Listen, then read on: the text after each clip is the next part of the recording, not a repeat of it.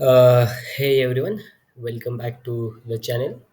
So, if you are new here, so I am Soham, a front-end developer, passionate about building awesome web applications. Today I will be sharing my interview experience at Sharedpro for a React developer position.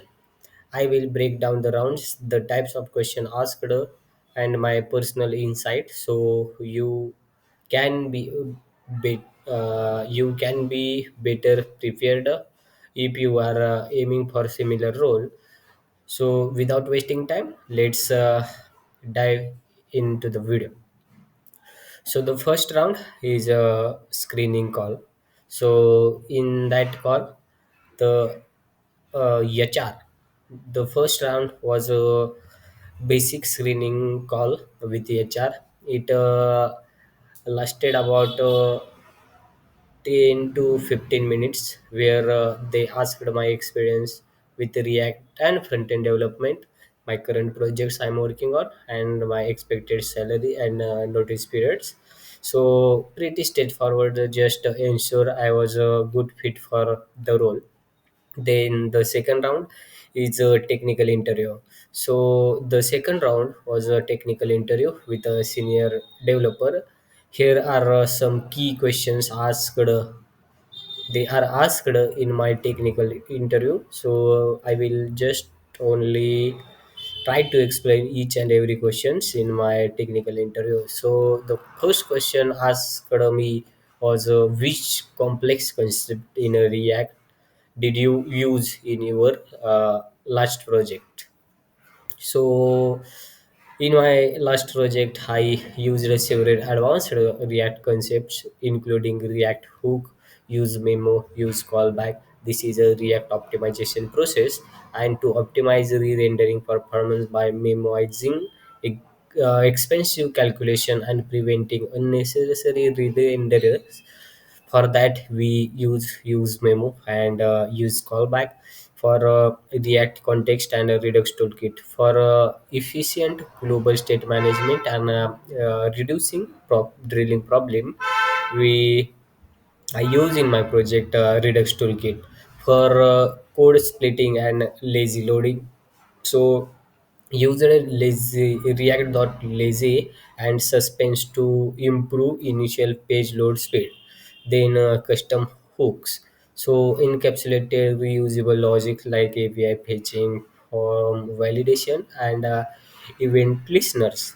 Then error boundaries wrap key components to handle runtime error gracefully. So this is nothing but my first question's answer means complete concept in a React which you are used in your projects.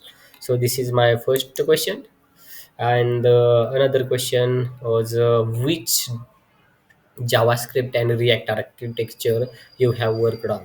So basically, currently I have worked on component based architecture.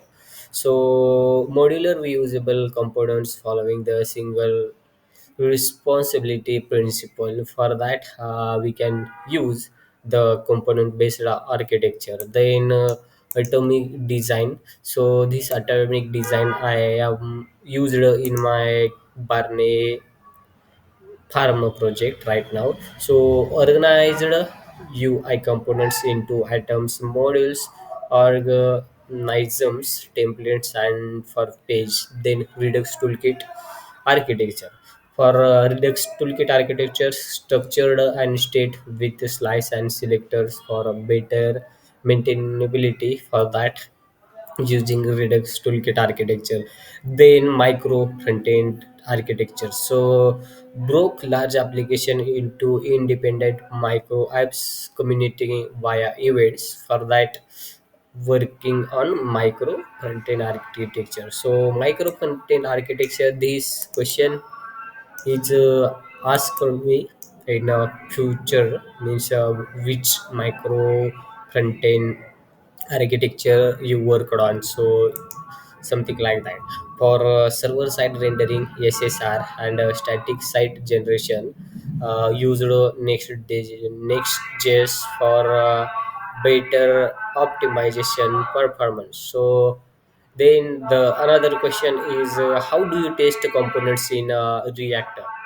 So I use combination of testing methodologies for unit testing, integration testing, and end-to-end testing. For in unit testing, using Jest and React testing library, test individual components and function. So React testing library and Jest testing is here for unit testing. Then integration testing for checking if multiple components work together correctly or not. Then snapshot testing using just a snapshot to detect unintended UI changes. Then mocking API calls using just.mock or MW mock service workers to the text API interaction with a hitting real server. So this is the basic functionality and testing I worked on in my projects. And how do you optimize the React application? For optimizing React application, to improve the performance, I implement code splitting, lazy loading. So using React.lazy and suspense, we can for React.lazy, it is used for improving initial load time of your applications, and for code splitting, we use suspense. Then memoization, use memo, and use memo is expensive computations, and use callback for a function reference. So basically, use memo is a return memoized value, but use callback, it returns memoize function. And use callback is basically used for avoiding extra renders in your system. So then virtualization, using libraries like React Virtualizer to efficiently re-render larger list. Then avoiding unnecessary re-renders. For avoiding unnecessary re-renders, using React.memo should component update and optimizing dependency array in hook. Then efficient state management, using Redux Toolkit and Context API strategically to minimize unnecessary renders. Then optimizing API calls. For optimizing API calls, debouncing user input and catching response with React query. Then the another question was asked in my interview was, what exactly virtual DOM, and how does it optimize application performance? So virtual DOM is nothing but a lightweight copy of JavaScript. So it representation of actual DOM instead of modifying real DOM directly. So virtual DOM creates copy of actual DOM. So creates virtual DOM represents of the UI, compare it with the previous virtual DOM using reconciliation, and identify minimal changes and updates only those parts of the real DOM efficiently diffing changing using the diffing algorithm. This reduce cost, uh, reflow, and repaints, making React applications much faster. So the next question is, which JavaScript and React architecture you have worked on this question. So this question I already give the answer of this question. Architecture, component based architecture, and a Redux toolkit architecture, and a micro front end architecture something. So then what is microservices architecture? So microservices architecture is a software design pattern where the application is broken down into small independent services that communicate via only API calls. Such microservices are has its own database and business logic, can be deployed independently, communicates with via REST APIs, GraphQL, or message queue. So this architecture improves scalability, maintainability, and fault tolerance or isolation.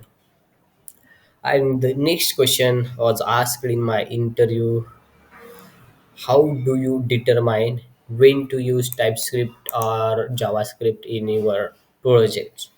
So for that, use TypeScript when the condition is there, the project is large and requires strict type safety.